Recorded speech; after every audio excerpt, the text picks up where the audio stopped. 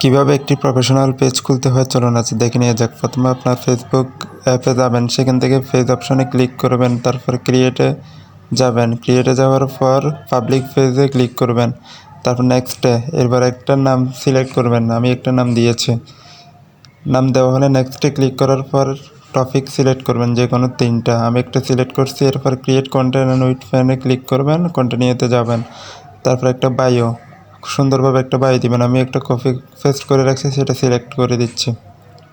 তারপর নেক্সটে ক্লিক করবেন। নেক্সটে ক্লিক করার পর ইমেল অপশানে একটা ভেরিফাইড ইমেল দিবেন, একটা ফোন নম্বর দিবেন, সচল নাম্বারের আগে অবশ্যই কান্ট্রি কোড দিয়ে দিবেন। তারপর এখান থেকে আপনার অ্যাড্রেস দিয়ে দিবেন। আমি বাংলাদেশ দিলাম, আপনিও বাংলাদেশ দিতে পারেন। তারপর সিটিতে আপনার শহর দিয়ে দিবেন। আমি চট্টগ্রাম শহর থেকে চট্টগ্রাম শহর দিয়ে দিয়েছি। তারপর এখান থেকে জিপ কোড দিয়ে দিবেন। জিপ কোড আপনার শহর জিপ কোড কত গুগলে সার্চ দিলে অবশ্যই পেয়ে যাবেন।